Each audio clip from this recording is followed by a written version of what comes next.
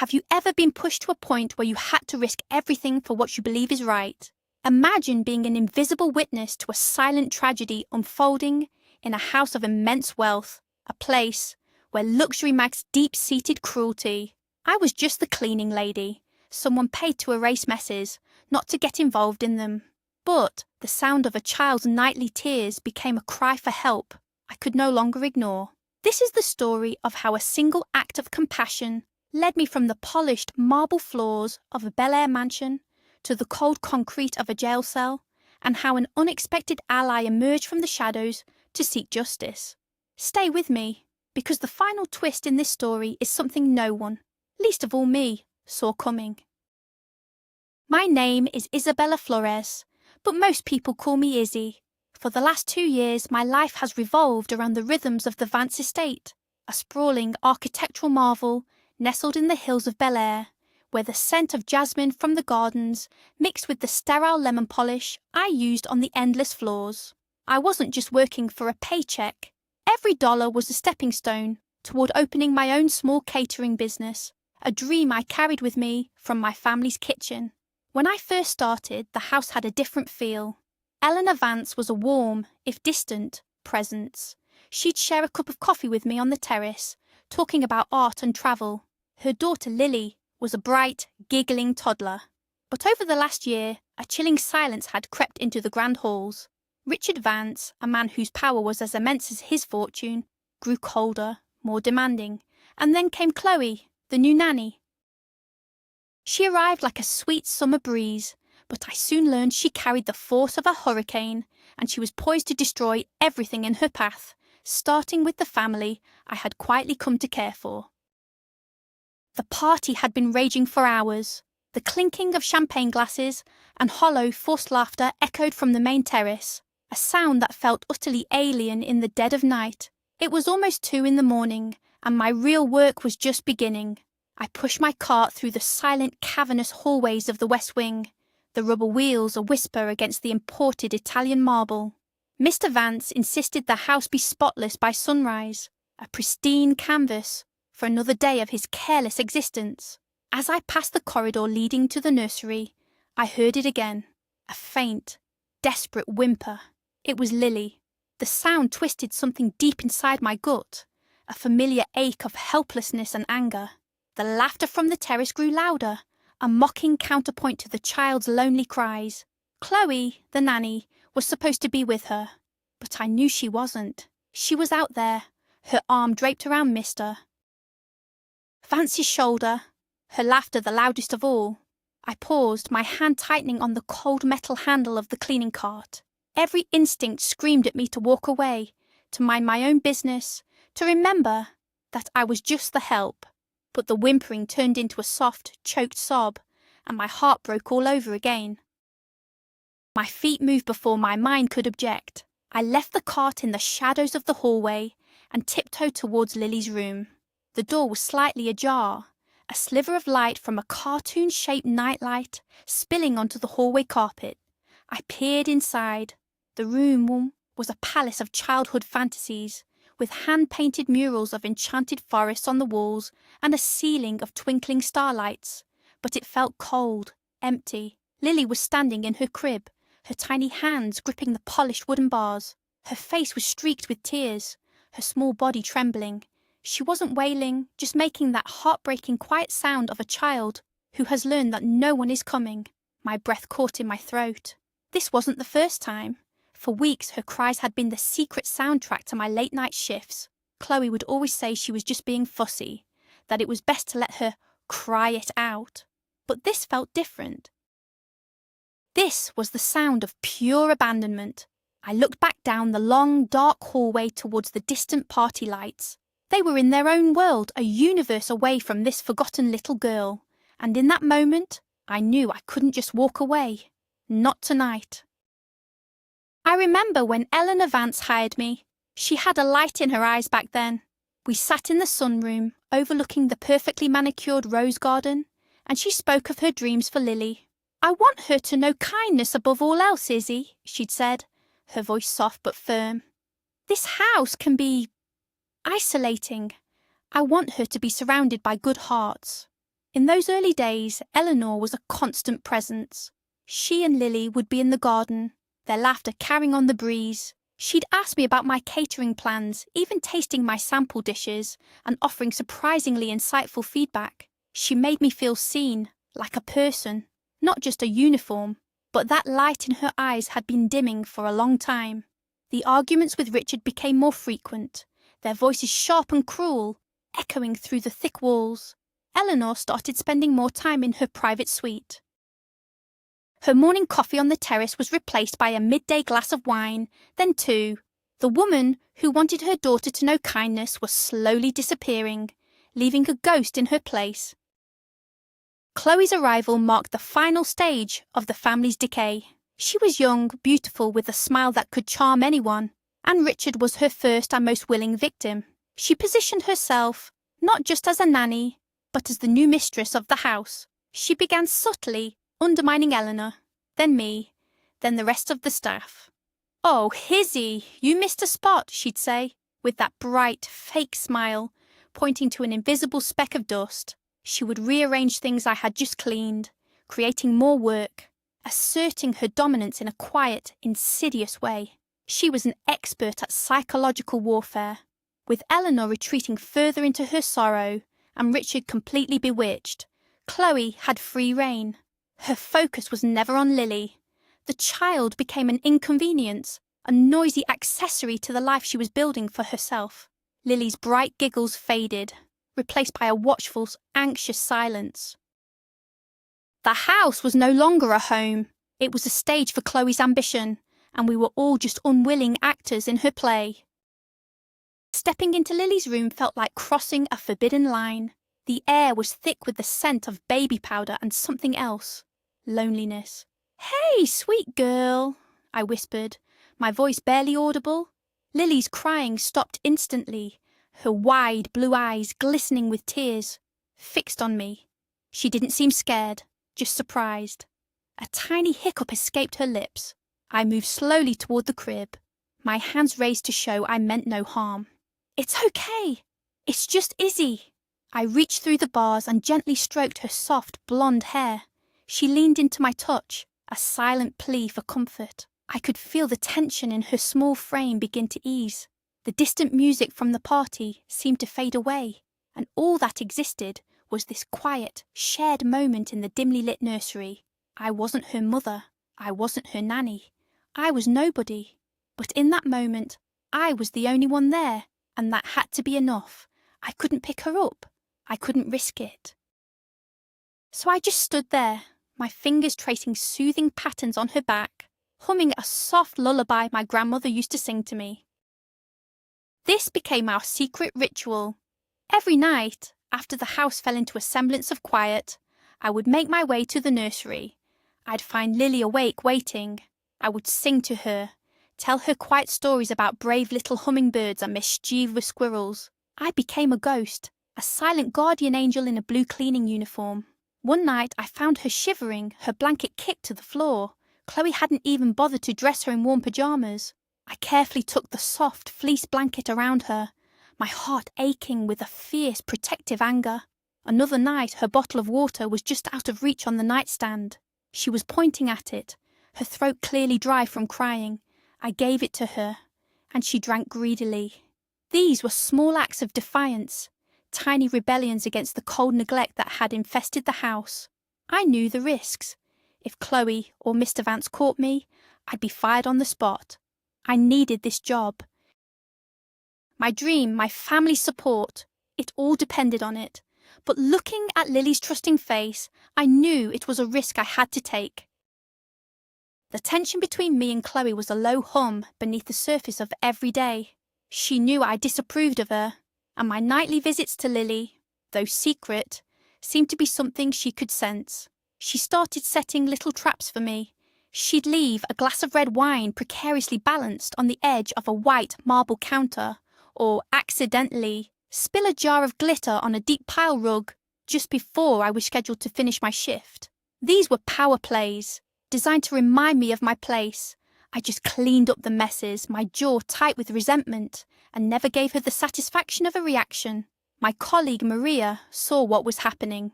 "Be careful, Izzy," she warned me one afternoon, as we shared a quick lunch in the staff kitchen. "That one is a snake. She's got Mr. Vance wrapped around her finger. Don't get in her way." I knew she was right, but every time I saw Lily flinch when Chloe entered a room, the fire in my belly burned a little hotter. I was walking a tightrope and the winds were picking up. The breaking point came on a sweltering Tuesday night. Mr. Vance was away on a business trip, a rare moment of reprieve for the entire household. I was polishing the silver in the formal dining room when I heard a crash from upstairs, followed by Lily's piercing scream of terror. It wasn't her usual sad whimper. This was a sound of genuine pain and fear. I dropped the polishing cloth and ran, my heart pounding against my ribs. I burst into the nursery without thinking. Chloe was standing over the crib, her face a mask of fury. On the floor lay the shattered remains of a porcelain lamp. Lily was cowering in the corner of her crib, holding her arm and sobbing hysterically. "What happened?" I gasped, rushing to the crib. "It's none of your business," Chloe hissed, her voice venomous. "The little brat knocked over the lamp. She needs to learn a lesson." She glared at me, her eyes cold and hard. "Get out, now, before you regret it." But I couldn't move. I was looking at Lily's arm, and I could already see a dark, angry bruise beginning to form. My blood ran cold. A fire I didn't know I possessed erupted inside me. "A lesson? She's a child! You're supposed to be taking care of her, not terrorizing her." My voice was low and shaking with rage. For a moment, Chloe looked stunned that I had dared to challenge her. Then her expression shifted into one of pure malice. "You have no idea who you're talking to," she sneered, taking a step toward me. "You are a nobody, a maid. By the time Mr. Vance gets back, I'll make sure you're not just fired. You'll never work in this town again." She pointed a perfectly manicured finger at the door. "Now get out of my sight and clean up this mess." The threat hung in the air, heavy and suffocating. I looked from her triumphant, cruel face to Lily, who was still crying, her sobs now quiet and fearful. I had a choice to make. I could retreat, save my job, and condemn this child to more of this torment, or I could stand my ground and face the consequences. I slowly knelt, picking up the largest piece of the shattered lamp, my mind racing. I was already defeated, and I knew it. I cleaned up the mess in silence, Chloe watching my every move, a smug smile on her face. Richard Vance returned the next evening. I knew what was coming. I spent the day with a knot of dread in my stomach, methodically cleaning the house one last time. Around 8 p.m., I was summoned to his study. Chloe was there, standing beside his large oak desk, feigning a look of distress. She had a small, barely visible scratch on her cheek she'd likely made herself. "Isabella," Richard began, his voice dangerously calm. He didn't use my nickname. "Chloe tells me you had an outburst yesterday, that you threatened her and deliberately broke a valuable heirloom." I opened my mouth to protest, to tell him the truth about Lily, about the bruise, about everything, but one look at his face, cold and dismissive, told me it was useless. His mind was already made up. "She's been acting strangely for weeks, Richard," Chloe added, her voice trembling artfully. "I've seen her sneaking around the nursery. I'm scared for Lily." The lie was so audacious it stole the breath from my lungs. I was being framed not just for breaking a lamp, but for being a threat to the very child I was trying to protect. "Your services are no longer required," Richard said, his tone final. "Pack your things. The security guard will escort you out. Your final paycheck will be mailed to you." "But, Mr. Vance, that's not what happened," I started, my voice desperate. "I don't care what happened," he cut me off, his eyes like chips of ice. "I care that my daughter's nanny, a person I trust, feels unsafe in my home because of you. Now get out." I stood there frozen, the injustice of it all washing over me in a sickening wave. I had lost. Chloe had won. I looked at her, and she gave me a tiny, triumphant smirk from behind Richard's back. I turned and walked out of the study without another word, My dignity, the only thing I had left to hold on to. The long walk back to the staff quarters felt like a mile. I had failed. I had failed Lily. I packed my few belongings into a small suitcase, my hands moving mechanically. Each folded shirt, each personal item, felt like a symbol of my shattered dream. The catering business, the money for my family, it was all gone. A storm had rolled in over the Santa Monica Mountains, and a heavy rain began to beat against the window, mirroring the tempest inside me. As I was about to leave my room for the last time, I heard it again.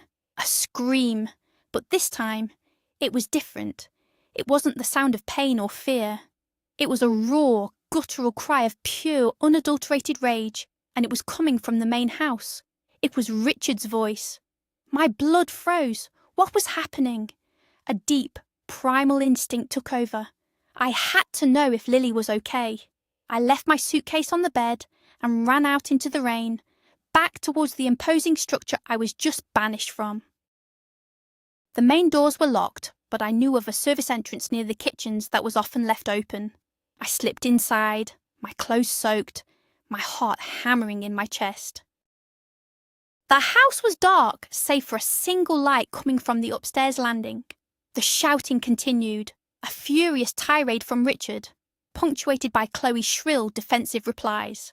I crept up the grand staircase, staying in the shadows. From the top, I could see into the nursery. The scene that unfolded before me was one of pure chaos. Richard was yelling at Chloe, something about a missing piece of jewellery, a diamond bracelet. "I know you took it. It was in my drawer this morning," he roared. Lily was in her crib, screaming in terror at the violent argument happening just feet away from her. Then, in a fit of rage, Richard backhanded Chloe across the face. She stumbled back, crashing into the nightstand. But Richard wasn't done. He turned his fury on the room itself, sweeping a shelf of toys to the floor. In that moment of violent distraction, my path was clear. All I could see was Lily's terrified face. I didn't think, I just acted. While they were still screaming at each other, I moved like a wraith. I slipped into the nursery from the connecting bathroom door they had forgotten. Lily saw me, and her terrified cries hitched. She reached out her little arms to me. I scooped her up from the crib, her small body trembling violently against mine. She buried her face in my neck, clinging to me as if I were the only stable thing in her world. I grabbed her favourite worn-out teddy bear and a small fleece blanket. I didn't take a diaper bag, no clothes, nothing else. There was no time. I could hear Richard advancing on Chloe again. I backed out of the bathroom, down the service staircase I had used so many times with my cleaning cart, and out the same kitchen door I'd come in through. The rain was coming down in sheets now, cold and blinding. With Lily clutched tightly to my chest, I ran down the long winding driveway, away from the house of horrors, and into the dark, stormy night. My mind was a blur of adrenaline and fear. I reached the main gates of the estate and ran out onto the empty, winding Bel Air road. A car's headlights cut through the rain. I waved my arms frantically, a desperate, soaked figure holding a child. The car, a taxi, screeched to a halt. The driver looked at me, his eyes wide with alarm. "Please," I begged, my teeth chattering from cold and shock. "You have to help me." He must have seen the desperation in my eyes, because he unlocked the doors without a word. I fumbled into the back seat, wrapping the blanket more tightly around a now quiet Lily. "Where to?" the driver asked, his voice gentle. I didn't know what to say. I had no plan, no destination. I just needed to be somewhere safe, somewhere far from Richard Vance. "Just drive," I whispered. "A cheap motel. Anywhere." As the taxi pulled away, I looked back at the imposing silhouette of the Vance mansion. I had just crossed a line from which there was no return. I had been a witness, a protector, and now, in the eyes of the law, I was a kidnapper. The motel room smelled of stale cigarettes and disinfectant. It was a world away from the jasmine-scented air of the Vance estate. I managed to get some warm milk and a yogurt for Lily from the 24-hour convenience store next door. She ate quietly, her big eyes never leaving my face. After she was fed, I gave her a warm bath in the small, chipped sink, and she finally relaxed, even giving me a tiny, watery smile. I wrapped her in all the clean towels I could find and held her close on the lumpy bed, humming the same lullaby I always did. She fell asleep almost instantly, her breathing finally even and peaceful. I watched her for hours, this beautiful, innocent child, caught in a war she couldn't understand. The adrenaline had worn off, and now a crushing wave of reality washed over me. What had I done? I had no money, no plan, and I had just stolen a billionaire's daughter. My good intentions had led me down a path to ruin. I was no longer just fired, I was a fugitive. I must have dozed off because I was jolted awake by a loud, insistent knocking on the motel room door. My heart leaped into my throat. Outside, the rain had stopped, but I could see the flashing red and blue lights reflecting in the window. LAPD! Open the door, a voice commanded. It was over. I looked at Lily, still sleeping peacefully, completely unaware. I gently placed her in the centre of the bed and walked to the door on trembling legs. I opened it to find 2 uniformed officers and a man in a detective suit. They didn't look angry, just grimly professional. Behind them in the parking lot stood Richard Vance, his face a thunderous mask of rage, and next to him, clinging to his arm and weeping theatrically, was Chloe. "That's her! That's the woman who took my baby!" she shrieked, pointing a trembling finger at me. The words were a physical blow. Her baby. The officers stepped inside. One of them spoke into his radio while the other approached me, his hand on his handcuffs. "Isabella Flores," the detective said, his voice devoid of the emotion. "You're under arrest for kidnapping." The world seemed to move in slow motion. As one officer gently put the cold metal of the handcuffs around my wrists, the other went to the bed. Lily woke up and seeing the strangers started to cry. Chloe rushed past me into the room. "Oh, my sweet girl, Mommy's here," she cooed, scooping Lily into her arms. Lily, disoriented and scared, immediately began to struggle, reaching back towards me, her small hands grasping at the air. "Izzy!" she cried out. The sound shattered what was left of my composure. Tears streamed down my face as they led me out of the room. I watched, as Richard Vance didn't even glance at his crying daughter. His eyes were fixed on me, burning with a cold, triumphant hatred. I was put into the back of a police car, the door slamming shut with a deafening finality. Through the rain-streaked window, I saw Chloe trying to console a wailing Lily as they got into Richard's black sedan.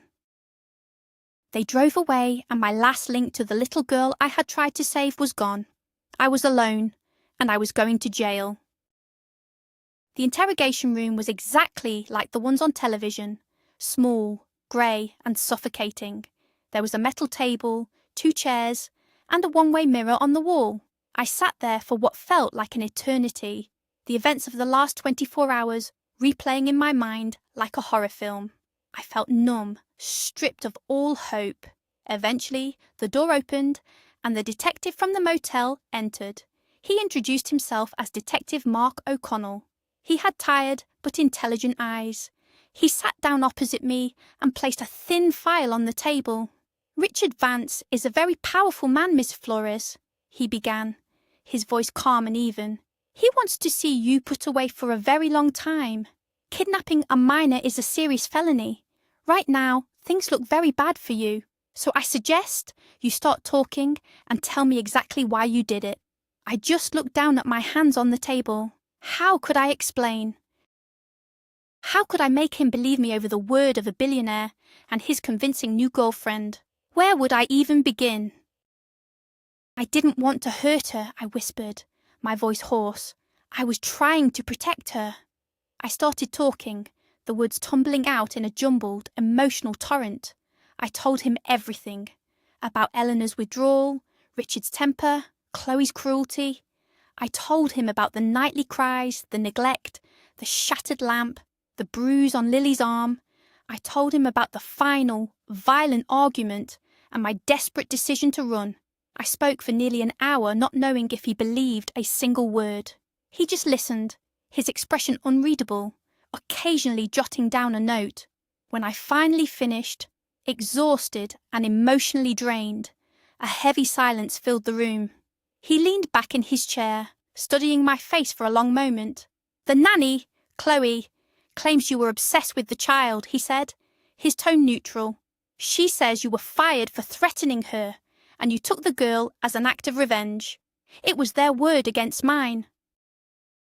A billionaire against a cleaning lady. I knew how this story was supposed to end. I closed my eyes, bracing for the inevitable. But then something shifted. Detective O'Connell leaned forward, his voice dropping slightly. "There's one thing," he said, tapping the file. "The patrol officers who responded to the initial call, they noted that when the nanny was holding the child was crying your name. She was reaching for you." My head snapped up, my eyes meeting his. A tiny, fragile flicker of hope ignited in my chest. "Kids that age, they don't lie," he continued, almost to himself. "They don't know how to be that manipulative. Something about this story doesn't add up." He stood up and walked to the door. "I'm going to have a doctor from Child Protective Services examine Lily Vance, and I'm going to check the security footage from the estate. Mr. Vance might be powerful, but evidence is evidence." He left me alone in the room again, but this time the silence didn't feel as suffocating. It felt like a pause, a moment to breathe before the next act of the play began. For the first time, I felt like someone might actually be listening. Hours passed. They brought me a sandwich and a bottle of water, which I barely touched. The exhaustion was bone deep, a heavy cloak I couldn't shrug off. I replayed every decision, every misstep, wondering if I could have done things differently. But every path I imagined still led me here, to this cold, grey room. I had acted from the heart, and now my future was in the hands of strangers, of a system I didn't understand. I thought about Lily. Was she okay? Was Chloe being nice to her while the police were watching? The thought made my stomach clench with anxiety. I prayed that the doctor would see the bruise, that they would see the fear in her eyes that I had seen. I had done my part. I had taken the risk. Now, all I could do was wait for the consequences. I put my head down on the cold metal table, the weariness finally overwhelming me, and drifted into a restless, dreamless sleep. I was awakened by the sound of the door opening again. I blinked, disoriented, as Detective O'Connell entered, followed by a woman I didn't recognize at first. She was impeccably dressed in a dark, tailored suit, her hair pulled back in a severe, professional style. She carried an air of authority and power that was unmistakable. Then she turned her head, and the light caught her face, and my breath hitched. It was Eleanor Vance, but this was not the broken, defeated woman I had last seen, drifting through her home in a haze of wine and sorrow. This woman was different. Her eyes were clear and sharp, burning with a cold, focused intensity. There was no trace of the victim in her posture. This was the woman who had once run a Fortune 500 company, the woman Richard had pushed into the shadows, and she was back. "Izzy," she said, her voice strong and clear, "I am so sorry. I'm getting you out of here." Standing behind her were two other people, a man and a woman, both carrying expensive leather briefcases. They were her lawyers. "Detective," Eleanor said, turning to O'Connell, her tone leaving no room for argument, "my associate has just provided your superiors with the full security footage from my home, which my husband conveniently forgot to disable. It shows the full extent of Chloe's childcare methods. It also shows my husband assaulting her. Furthermore," she continued, her voice like steel, "I will be providing a sworn statement that I instructed Miss Flores to take my daughter to a place of safety. I had become aware of the danger and had made arrangements for them. She was not kidnapping my daughter. She was following my orders." I stared at her, dumbfounded. It was a lie. A beautiful, brilliant, powerful lie. She was creating a legal shield around me, using her own power and wealth to protect me. Detective O'Connell looked from Eleanor to me, and a slow smile spread across his face. "Well," he said, picking up the file from the table, "that certainly changes things." The next few hours were a whirlwind. Eleanor's lawyers were ruthless and efficient. They presented the evidence, the sworn statements, and the full force of their legal might. The kidnapping charges were dropped almost immediately. Richard and Chloe were brought in for questioning based on the footage. As I was being processed for release, Detective O'Connell found me. "For what it's worth," he said, handing me my personal effects in a plastic bag. "You did the right thing. You're a brave woman, Izzy." His words, so simple and sincere, meant more to me than he could ever know. "What will happen to them?" I asked, my voice barely a whisper. "Richard Vance is facing assault charges and a host of other legal troubles Eleanor is just beginning to unleash. As for Chloe, she's facing charges of child endangerment, and a CPS investigation has been opened. Lily is safe with her mother now." A profound sense of relief washed over me, so potent it almost brought me to my knees. It was over. The nightmare was finally over. Eleanor was waiting for me outside the precinct. She hugged me tightly. "I am so, so sorry, Izzy. I failed you, and I failed my daughter. I let him break me, and I hid from the world. Seeing what you did, you risked everything for her. You reminded me who I used to be. You saved us both." Tears were streaming down her face, but they were not tears of weakness. They were tears of gratitude and rebirth. She insisted on driving me, not to the estate, but to a luxurious hotel suite she had already arranged. "You need to rest," she said. "We'll talk tomorrow, but I want you to know your old job is gone, because I have a new one to offer you if you'll take it."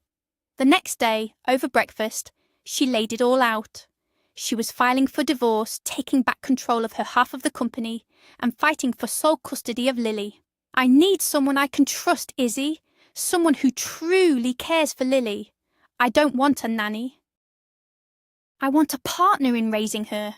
The salary will be more than enough to start 100 catering businesses." Life changed in the blink of an eye. I moved into a beautiful guest house on the new property Eleanor bought in Santa Monica, a place filled with light and ocean air, a world away from the oppressive grandeur of the Bel Air mansion. The legal battle was messy, but Eleanor, with her renewed strength, was unstoppable. The security footage was damning. Richard lost everything: the company, his reputation, and any claim to his daughter. Chloe disappeared, swallowed by the legal consequences of her actions. My days were no longer filled with the smell of polish and the sound of distant, sad cries. They were filled with Lily's laughter, with trips to the park, with finger painting and story time. I was helping to heal the little girl I had fought for, and in doing so, I was healing myself. I saw Eleanor transform back into the vibrant, kind woman I had first met, now fiercely protective and devoted to her daughter. She wasn't just my employer, she became my friend, my family. A few weeks later, my phone buzzed with a text from an unknown number. "Hope you're settling in well. Thought you might like to get some coffee and tell me I'm a brilliant detective. Mark O'Connell." I smiled. Our first coffee date turned into a long walk on the beach. He was funny, kind, and down to earth. He saw me not as a cleaner or a nanny, but as Izzy, the person who stood up for what was right, no matter the cost. Our connection was easy, natural. The darkness of the past began to feel more and more distant, replaced by the promise of a bright, unexpected future. We started seeing each other regularly, our relationship growing from a shared moment of crisis into something real and beautiful. He loved hearing about my catering dreams, and he encouraged me to start small, to test recipes on him and his friends. He believed in me, not just in what I had done, but in who I could become. He was a safe harbour after a long and brutal storm. One evening, several months later, Mark and I were sitting on the porch of the guest house, watching the sunset paint the sky in shades of orange and pink. Lily was asleep inside, and the sound of the ocean waves was a gentle rhythm in the background. I was telling him about the business plan I'd been writing, the logo I'd designed, the excitement bubbling inside me. He listened patiently, then took my hand. "Izzy," he began, his voice serious, "I've seen a lot of things in my job, a lot of darkness. But I've also seen incredible strength. I saw it in you that night in the interrogation room, and I see it every single day. You have the biggest heart of anyone I've ever met." He pulled a small box from his pocket. My own heart stopped. "I know it's fast, but when you know, you know. I want to build a life with you, Izzy. Will you marry me?"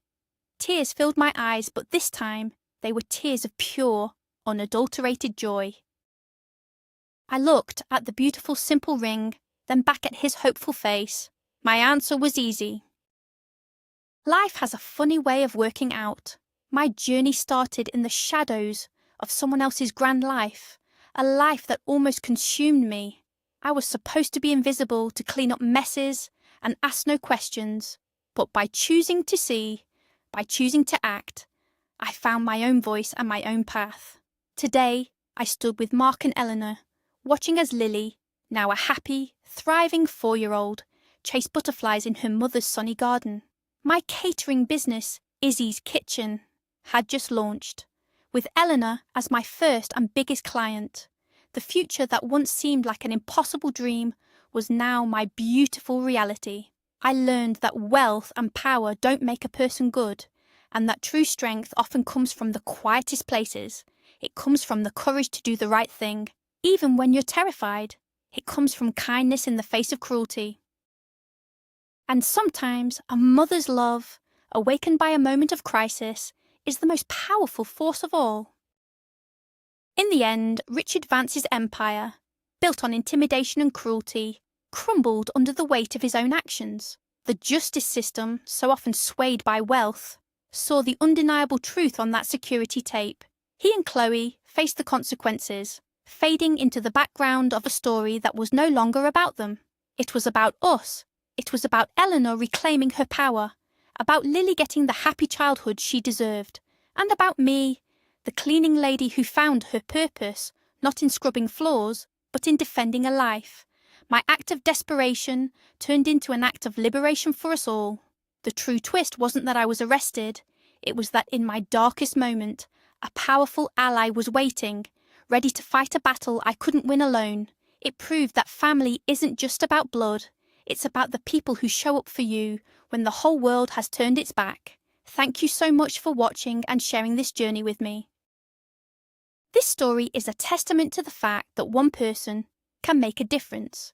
If you were moved by this story, please show your support by hitting that like button, subscribing to the channel for more incredible true stories, and leaving a comment below. We would love to hear from you. Have you ever witnessed an injustice and felt compelled to act, even if it was risky? Share your thoughts below.